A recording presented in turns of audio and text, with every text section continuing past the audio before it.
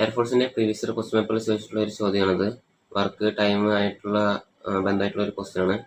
Question എന്തെന്ന് പറഞ്ഞാൽ to complete a certain work A and B together take 10 days, B and C together take 14 days, and C and A together take 20 days. All the three work together for 8 days. Then A and B left. C alone will complete the remaining work in പറഞ്ഞിട്ട് 4 ഓപ്ഷൻസും. Question എന്ന് പറഞ്ഞാൽ to complete ഒരു work പൂർത്തിയാക്കാൻ വേണ്ടിയിട്ട് എയും ബിയും C ഒക്കെ ഒരാളാണ് കേട്ടോ. അപ്പോൾ ഒരു വർക്ക് പൂർത്തിയാക്കാൻ വേണ്ടിയിട്ട് എയും ബിയും ഒരുമിച്ച് ചെയ്താൽ 10 ദിവസം കൊണ്ട് തീരും. അതേപോലെ ബിയും സിയും ഒരുമിച്ച് ചെയ്താൽ 14 ദിവസം കൊണ്ട് തീരും. അതേപോലെ സിയും എയും ഒരുമിച്ച് ചെയ്താൽ 20 ദിവസം കൊണ്ട് തീരും. പിന്നെ പറയുന്നത് 3 പേരും ഒരുമിച്ച് 8 ദിവസം വർക്ക് ചെയ്തു. എന്നിട്ട് എയും ബിയും പോയി, ലെഫ്റ്റായി പോയി. ബാക്കി സി ഒറ്റയ്ക്ക് എത്ര ദിവസം കൊണ്ട് ആ വർക്ക് പൂർത്തിയാക്കുന്ന ചോദിച്ചിരിക്കുന്നത്. അതായത് ആദ്യത്തെ 8 ദിവസം അവർ 3 പേരും ഒരുമിച്ച് വർക്ക് ചെയ്തു. അതിനുശേഷം എയും ബിയും ലെഫ്റ്റായി പോയി, ബാക്കി സി മാത്രം ഒറ്റയ്ക്കാണ്. അപ്പോൾ ആ സി ഒറ്റയ്ക്ക് ബാക്കി എത്ര ദിവസം കൊണ്ട് ബാക്കി പണി തീർക്കും എന്നാണ് ചോദ്യം. അപ്പോൾ ഇങ്ങനത്തെ ക്വസ്റ്റ്യൻ വരുമ്പോൾ ആദ്യം നമ്മൾ ചെയ്യേണ്ടത് നമ്മൾ ഓരോന്നും ഓർഡറായിട്ട് എഴുതണം. എ എൻ ബി 10 ദിവസം കൊണ്ട് ചെയ്തു. അപ്പോൾ എ എൻ ബി 10 ദിവസം കൊണ്ട് എല്ലാം എഴുതി വയ്ക്കുക ഇതേ ഓർഡറിൽ തന്നെ. ബി ആൻഡ് സി 14 ദിവസം കൊണ്ട് ചെയ്തു എന്നല്ല, ചെയ്യും എന്നാണ്. അതായത് ഈ മുഴുവൻ വർക്കും എ എൻ ബി 10 ദിവസം കൊണ്ട് ചെയ്യും. ഈ മുഴുവൻ വർക്കും ബി ആൻഡ് സി 14 ദിവസം കൊണ്ട് ചെയ്യും. അതേപോലെ എ ആൻഡ് സി 20 ദിവസം കൊണ്ട് ചെയ്യും.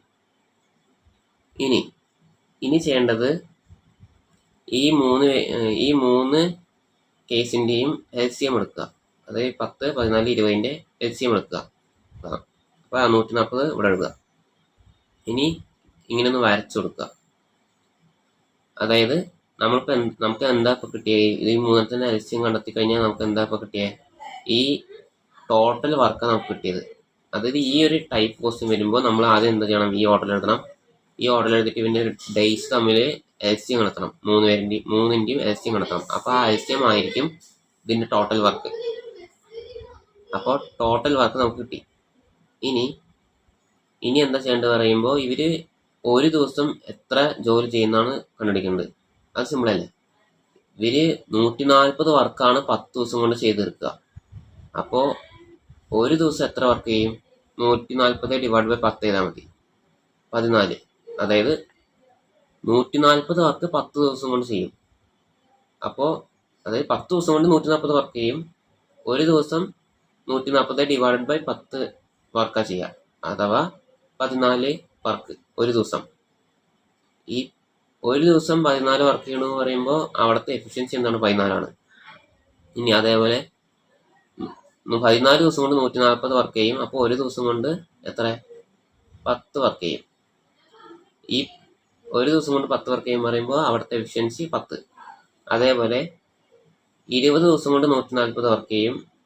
അപ്പോൾ ഒരു ദിവസം 140 ഡിവൈഡ് ബൈ 2 എത്ര, 7 വർക്ക് ചെയ്യും. അപ്പോൾ ഇവിടുത്തെ എഫിഷ്യൻസി എത്ര, 7. ഇനി ജസ്റ്റ് ഒന്ന് ടൈം വർക്ക് എഫിഷ്യൻസിയുടെ ഇക്വേഷൻ ജസ്റ്റ് ഒന്ന് പറയാം. Time is equal to work by efficiency ആണ്. ഇത് ജസ്റ്റ് ഒന്ന് ഓർത്ത് വെച്ചോളൂ. ഇത് അവസാനം നമുക്ക് ഉപയോഗിക്കേണ്ട ഒരു ഇക്വേഷൻ ആണ്.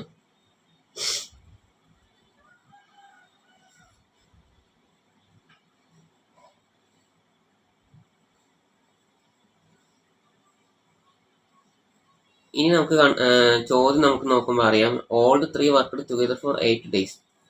8 ദിവസം ഇവർ ഒരുമിച്ച് വർക്ക് ചെയ്തു. അതായത് എയും ബിയും സിയും ഒരുമിച്ച് വർക്ക് ചെയ്തു. അപ്പോൾ നമ്മൾ ഇങ്ങനെ കണ്ടുപിടിച്ച കാര്യമില്ല, നമുക്ക് എയും ബിയും സിയും ഒരുമിച്ചിട്ടുള്ള വർക്ക് ഇതാണ് വേണ്ടത്. അപ്പോൾ നമ്മൾ എന്താ ചെയ്യേണ്ടത്, ഇത് മൂന്നും കൂട്ടുക. A and B plus B and C plus A and C. ഇത് മൂന്നും കൂട്ടുമ്പോൾ എന്താവും, എ പ്ലസ് ബി പ്ലസ് സിൻ്റെ ട്വൈസ് ആകും. കാരണം എന്താ, ഇവിടെ 2 എ ഉണ്ട്, 2 ബി ഉണ്ട്, 2 സി ഉണ്ട്. അപ്പോൾ twice of A plus B plus C എന്ന് വരും. ഇതിൻ്റെ എഫിഷ്യൻസി എന്തായിരിക്കും, ഇത് തന്നെ ആയിരിക്കില്ലേ, 14ഉം 10ഉം 7 കൂടി കൂട്ടിയാൽ പോരെ. ഈ എ എൻ ബിയുടെയും ബി എൻ സിയുടെയും എ എൻ സിയുടെയും സെപ്പറേറ്റ് ആയിട്ട് സം ചെയ്ത് കഴിഞ്ഞാൽ നമുക്ക് ഇതിൻ്റെ ടോട്ടൽ കിട്ടില്ലേ. ഇതന്നെ നമ്മൾ ലെഫ്റ്റ് സൈഡിൽ ചെയ്ത് തന്നെ റൈറ്റ് സൈഡിൽ ചെയ്യാം. പ്രൈസുകൾ എത്ര? ഈ 14 10 7 കൂടുമ്പോൾ 31 വരും. ഇനി എന്ത് ചെയ്യുക? ഇത് ഇവിടെ 2 ഉണ്ട്, ആ 2 നമുക്ക് അങ്ങോട്ട് കൊണ്ടുപോകാം. അപ്പോൾ A + B + C എന്ന് പറയുമ്പോൾ അതിൻ്റെ എഫിഷ്യൻസി എന്താ? 31/2 15.5. അപ്പോൾ എയും ബിയും സിയും ഒരുമിച്ച് വർക്ക് ചെയ്ത് കഴിഞ്ഞാൽ ഒരു ദിവസം 15.5 വർക്ക് ചെയ്യും. നമുക്ക് മൊത്തം എത്രയാണ് വേണ്ടത്? മൊത്തം 140 വർക്കാണ് വേണ്ടത്. 140 വർക്ക്.